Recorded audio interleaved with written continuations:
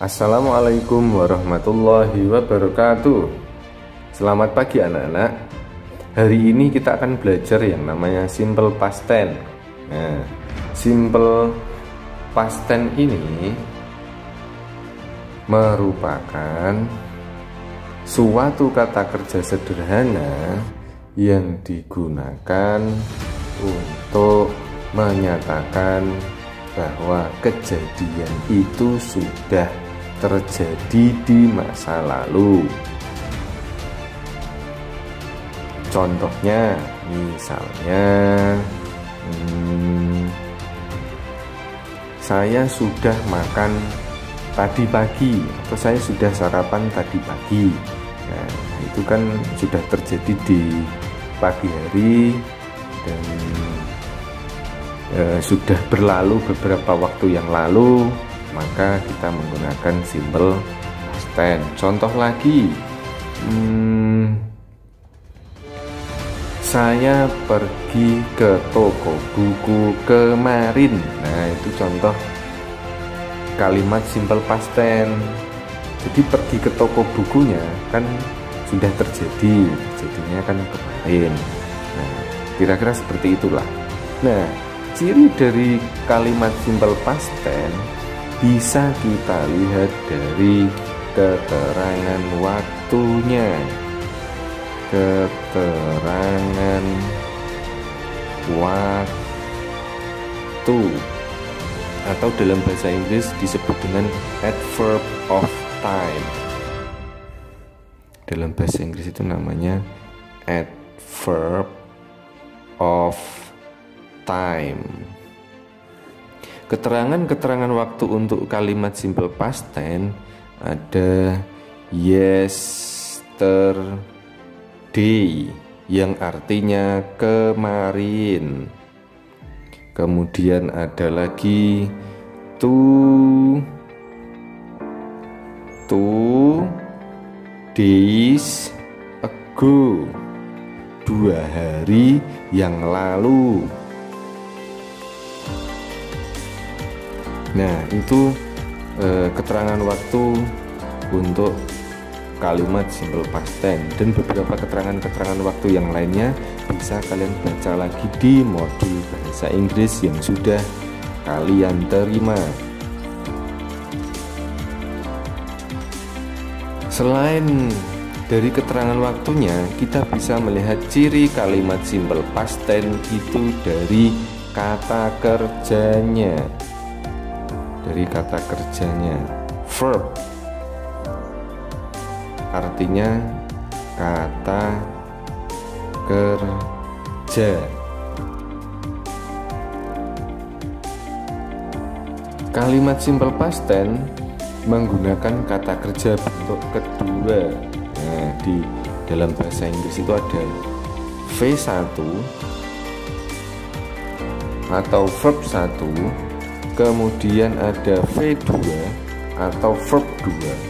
V1 ini untuk kalimat simple present yang sudah kalian pelajari di kelas 4 semester 1.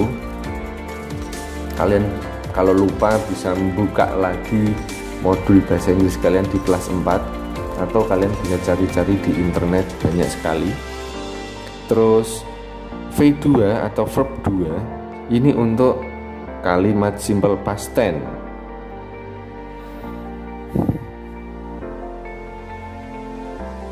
Untuk simple past tense ada 2 macam kata kerja bentuk kedua. Kata kerja bentuk kedua itu ada 2 macam. Yang pertama ada regular verb. Regular verb ini artinya kata kerja beraturan. Kata kerja beraturan itu tinggal kalian tambahkan ed di akhir kata kerja, titik-titik ed.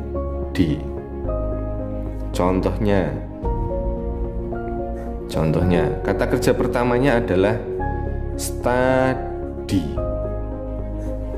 Kemudian kata kerja bentuk kedua, karena study ini adalah kata kerja beraturan, maka tinggal dikasih ed di akhir kata kerja itu. Bentuk pertamanya study, bentuk keduanya studied. Nah, ada akhiran ed-nya. Jelas? Gampang kan untuk kata kerja beraturan? Nah, yang kedua ada kata kerja tak beraturan. Bahasa Inggrisnya irregular verb, atau bahasa Indonesianya adalah kata kerja tak beraturan.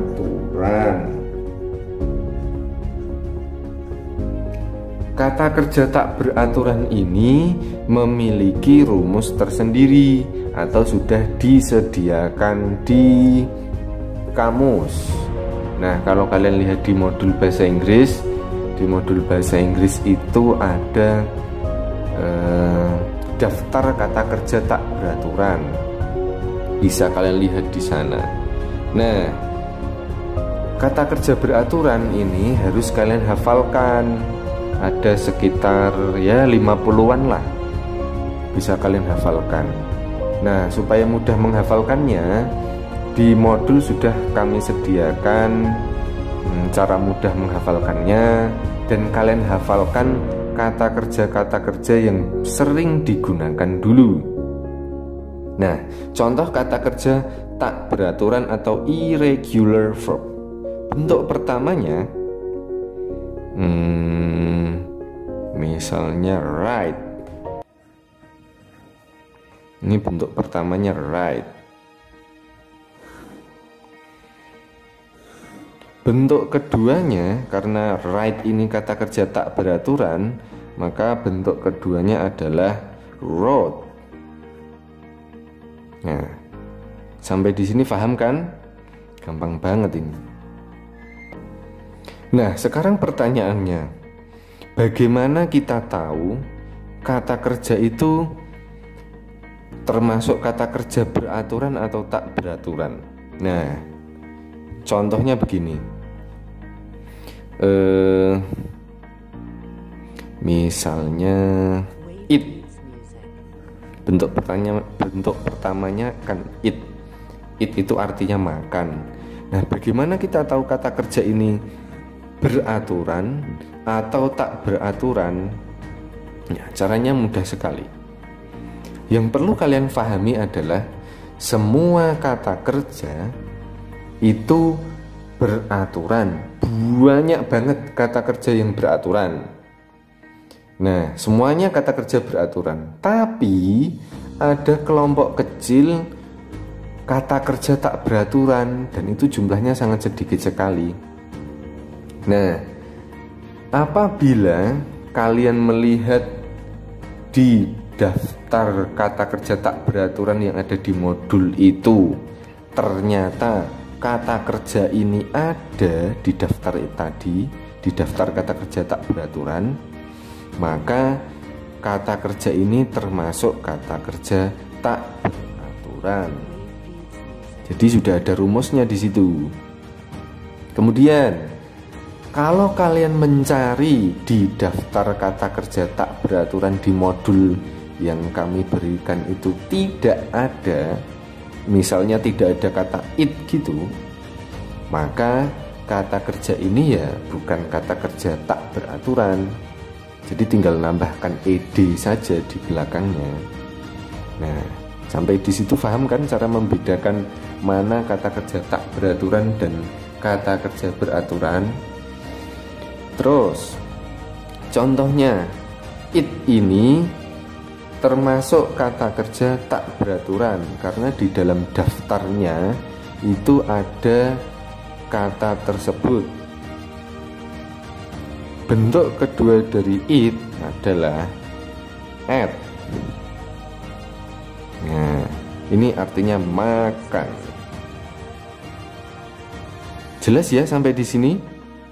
Nanti kalau ada yang mau ditanyakan, silahkan bisa komentar di bawah sini.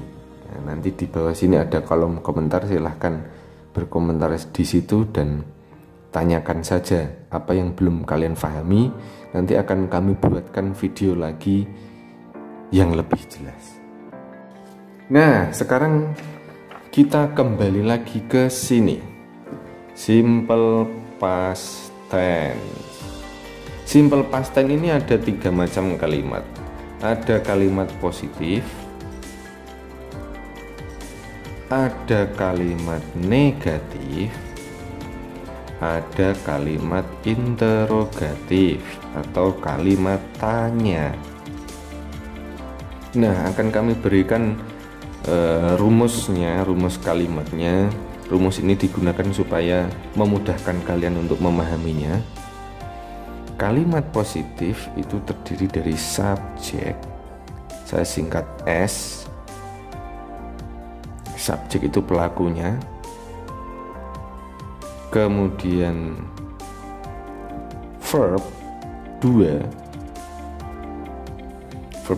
atau verb bentuk lampau,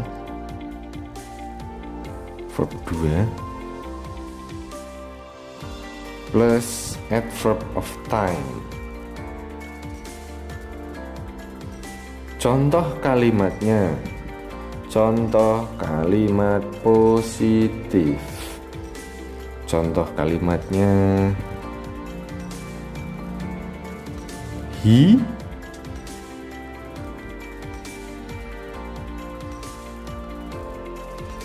study. Nah, kembali lagi ke sini, lihatlah sini. Study ini bentuk pertama, maka bentuk keduanya adalah studied. Karena kalimat ini kalimat simple past tense, maka kata kerjanya juga harus bentuk kedua. He studied English yesterday. He studied English yesterday. Kalimat ini termasuk kalimat simple past tense. Cirinya, lihatlah keterangan waktunya ini. Yesterday yang artinya kemarin. Kemudian ini kata kerjanya bentuk kedua, studied. Ya. Nah, he studied English yesterday. Dia, dalam kurung laki-laki, belajar bahasa Inggris kemarin. Nah, ini termasuk kalimat simple past tense karena sudah terjadi di masa lalu. Kemudian keterangan waktunya juga keterangan waktu lampau. Kata kerjanya kata kerja bentuk lampau atau bentuk kedua. Sampai di sini paham? Jelas ya? Untuk kalimat positif, subjek itu terdiri dari he, she, I, we, you, they, it, dan name. He artinya dia laki-laki, she dia perempuan, I saya atau aku, saya dengan aku sama saja ya. We artinya kami atau kita, you artinya kamu atau Anda, they artinya mereka, it itu atau pengganti hewan atau benda, name nama orang. Semua subjek ini diikuti verb 2 atau verb bentuk lampau. Jelas? Kemudian kalimat berikutnya. Kalimat berikutnya adalah kalimat negatif. Rumusnya subjek plus did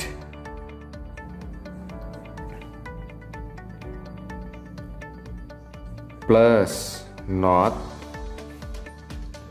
plus verb 1.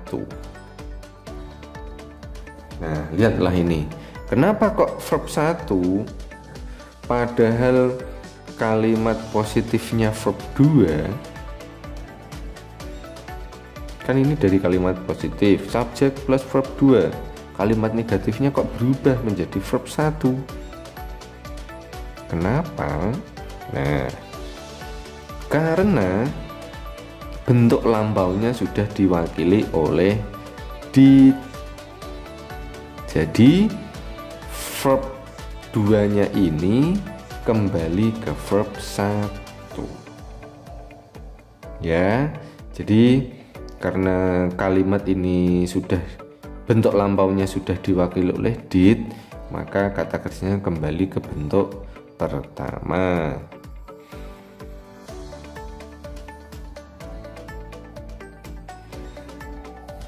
Jadi untuk kalimat negatif, subjek he, she, it, name, he, she, I, we, you, they, it, name, kemudian diikuti did dan not plus verb 1. Kembali ke verb 1 karena bentuk lampaunya sudah diwakili oleh did. Nah, sekarang kita ke contoh kalimatnya. Contoh kalimatnya adalah seperti ini. Ini kan kalimat positifnya he studied English yesterday. Bentuk negatifnya gampang banget. Lihat ini, he studied English yesterday. Tinggal ditulis sama he, kemudian di antara he dan studied ini diselipkan did not. Karena sudah ada did bentuk lampaunya, studied ini kembali ke bentuk pertama menjadi study.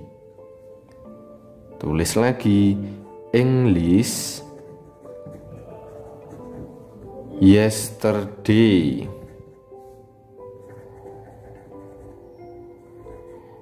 He did not study English yesterday. Nah, ini kalimat negatifnya, yang artinya dia, laki-laki, tidak belajar bahasa Inggris kemarin. Jelas ya?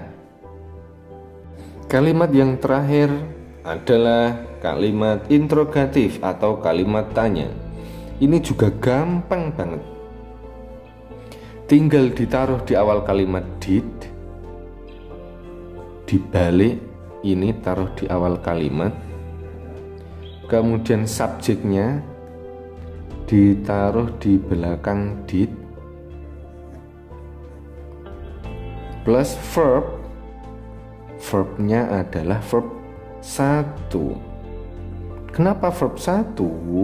Nah, karena bentuk lampaunya sudah diwakili oleh did. Jelas ya? Plus tanda tanya. Nah, ciri dari kalimat tanya itu adalah di akhir kalimat tanyanya ada tanda tanyanya. Jadi begini rumusnya. Did ditaruh di awal kalimat yang artinya apakah. Diingat-ingat, did di awal kalimat atau to be di awal kalimat itu artinya apakah. Jelas ya? Itu diingat-ingat. Sejak kelas 4 kami sudah mengingatkan untuk mengingat-ingatnya. Setelah did, kemudian diikuti subjek. Subjek itu ada ini. Kalian pasti sudah tahu dan harusnya sudah jelas, karena sejak kelas 4 kita sudah belajar subjek ini. Kemudian kembali ke verb 1 karena bentuk lampaunya sudah diwakili did, dan diakhiri tanda tanya. Contoh kalimatnya, contoh kalimat interrogatif maksud kami. Nah, did ini tinggal ditaruh di awal kalimat. Did he dibalik, study ditulis sama, English yesterday, tanda tanya. Diingat-ingat kalimat tanya harus diakhiri dengan tanda tanya. Did he study English yesterday? Apakah dia laki-laki belajar bahasa Inggris kemarin? Nah, untuk penjelasan kalimat simple past tense sudah selesai. Silahkan difahami dan silahkan diingat-ingat apa yang sudah kami jelaskan. Nah, setelah ini akan ada permainan untuk kalian. Akan ada permainan untuk membedakan mana kalimat simple present dan mana kalimat simple past. Diingat-ingat, kalimat simple past tense itu bisa kalian lihat cirinya dari keterangan waktunya, mulai dari keterangan waktunya. Nah, ini mulai dari keterangan waktunya, atau kalian baca aja di modul keterangan waktu lampau. Itu yang pertama, keterangan waktu lampau. Kemudian verbnya atau kata kerjanya. Ini kalau verbnya bentuk kedua, berarti kalimat itu termasuk kalimat lampau. Dan dilihat cirinya lagi. Nah, ini ada did juga. Berarti ini adalah kalimat simple past tense.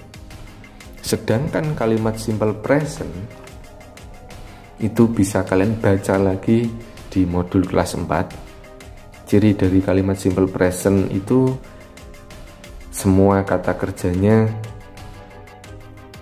bentuk pertama. Ya. Oke, permainan pertama. Lihatlah kalimat ini. We ... to school every day. Titik-titik ini harusnya diisi dengan kata kerja. Ada pilihan kata kerja. Ada go, ada goes, ada when. Nah, kata kerja yang tepat yang seharusnya kalian isi sini adalah yang mana? Go atau goes atau when? Silahkan dijawab dulu sekarang. Dijawab sekarang. Ayo dipikirkan. Diingat-ingat pelajaran kelas 4 dan yang baru saja kami jelaskan tadi. Jangan buka buku loh ya. Bukunya ditutup dulu. Jangan membuka modul atau membuka buku. Bukunya ditutup dulu, lihat dulu ke sini. Sudah ditentukan kata kerjanya apa? Oke. Lihat keterangan waktunya. Every day. Artinya adalah setiap hari. Ya, every day itu artinya setiap hari. Kalau keterangan waktunya setiap hari, berarti kalimat ini bukan termasuk kalimat lampau, atau kalimat ini bukan kalimat simple past tense. Berarti ini adalah kalimat simple present. Nah, dilihat lagi modulnya kelas 4. Maka kata kerja yang tepat adalah di antara dua ini, go atau goes. Kalau when kan sudah pasti salah, karena when ini kata kerja bentuk kedua. Nah, tinggal pilih go atau goes. Diingat-ingat pelajaran kelas 4 ya. Jawabannya yang benar adalah go. We go to school every day. Kenapa kok kata kerjanya go bukan goes? Nah, di pelajaran kelas 4 sudah kami jelaskan Subjek I, we, you, they, it, dan name, nama yang jumlahnya 1, maksud kami nama yang jumlahnya lebih dari 1, maka kata kerjanya adalah kata kerja asli go tanpa akhiran s atau es. Sedangkan subjek he, she, it, name, nama yang jumlahnya 1, maka kata kerjanya harus ada akhiran s atau es. Nah, itu dibaca lagi di kelas 4 kalau lupa. Jelas ya? Kalimat kedua, they to market 5 days ago. Nah, di sini harusnya ada kata kerja, ada go, goes, dan when. Nah, kita analisa dulu. Kalimat ini termasuk kalimat simple past tense atau bukan? Lihatlah kalimatnya. Kalimat ini simple past tense atau bukan? Nah, dilihat dari keterangan waktu. 5 days ago. 5 hari yang lalu. Berarti ini adalah kalimat simple past tense. Ya. Nah, tinggal kalian pilih kata kerjanya, go, goes, atau when. Kalau go sudah pasti salah, kalau goes juga salah, maka kata kerjanya seharusnya bentuk kedua, when. Nah, berarti di sini diisi dengan when. They went to market 5 days ago. Mereka pergi ke pasar 5 hari yang lalu. Itu saja 2 contoh kalimat yang kami jelaskan. Silahkan dipelajari lagi, dibaca-baca lagi supaya tambah paham. Nah, itu saja pelajaran kita hari ini. Hari ini kita belajar simple past tense. Semoga anak-anak dimudahkan oleh Allah dalam memahami setiap ilmu yang kalian pelajari. Semoga kalian menjadi anak yang soleh dan solehah, dan semoga kalian diberi kesehatan dan kekuatan. Tugas pertama, kerjakan halaman 13, tas 3, nomor 1 dan 2. Halaman 13 itu yang ini. Sudah jelas? Di samping tulisan tugas 3 atau tas 3 itu, silahkan tulis nama, kelas, dan nomor absen. Bagi yang sudah selesai mengerjakan, silahkan difoto yang jelas, kemudian fotonya dikirim ke email wisatakuliner87@gmail.com atau DM Instagram di wisatakuliner568, atau bisa dilihat di deskripsi video ini. Nanti link email dan Instagramnya akan saya tuliskan di kolom deskripsi. Tugasnya jangan dikirim lewat WhatsApp ya, karena kemungkinan tidak akan terbaca oleh kami karena saking banyaknya WhatsApp yang masuk ke HP kami. Jadi silahkan dikirim ke email atau DM Instagram. Jika ada pertanyaan, silahkan tuliskan pertanyaanmu di kolom komentar video ini. Kami beri waktu 6 hari untuk mengerjakan tugas ini. Itu saja tugasnya. Selamat mengerjakan. Wassalamualaikum warahmatullahi wabarakatuh.